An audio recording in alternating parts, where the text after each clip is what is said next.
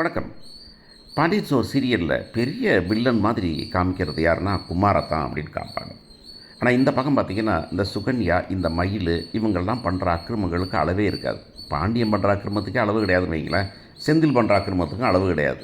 இவங்க எல்லாமே வந்துட்டு பார்த்திங்கன்னா ஒரு வகையில் பார்த்தாக்கா மனுஷரோட மனசை புரிஞ்சுக்காத ஆட்களில் வந்துட்டு குமார், சக்தி எப்படியோ அதே மாதிரி தான் இவங்களும் அப்படின்னு வச்சுருந்தோம்.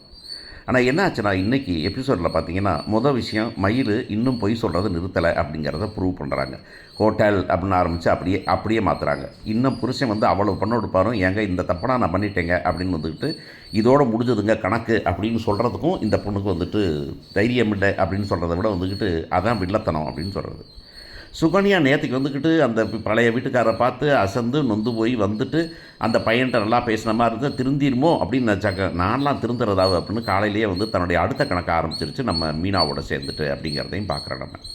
ஆனால் இந்த பொண்ணு வந்துக்கிட்டு நம்ம டியூஷனுக்கு போயிட்டுருக்குது நம்ம பிள்ளை ராஜி போயிட்டுருக்கும்போது அவங்க அண்ணன் வந்து நினைக்கிறான், அண்ணா நல்லா இருக்கியா அப்படின்னு பேசுது. அவன் அப்படியே நம்ம முன்னுக்கே சொன்னோம், அவன் வந்துட்டு அவங்க அப்பா பேசுகிறதையோ எதையுமே ரசிக்கிற சூழ்நிலையோ சாப்பாட்டுக்கு சூழ்நிலையோ இல்லை கோவத்தை காமிக்கிறதோ டென்ஷன் ஆகிறதோ இல்லை அப்படிங்கிறது வந்துட்டு ஒன்று ஜெயிலுக்கு போயிட்டு வந்ததுனால அவன் ஆஃப் ஆகிட்டானோ அப்செட் ஆகிட்டானோ அப்படின்னு தோணுனா கூட இன்னொரு பக்கம் நானும் சொல்லிகிட்டு இருந்தேன், அவன் ஏதோ மனசு கொஞ்சம் அவனுக்கு மனசு உறுத்துது அப்படிங்கிறத.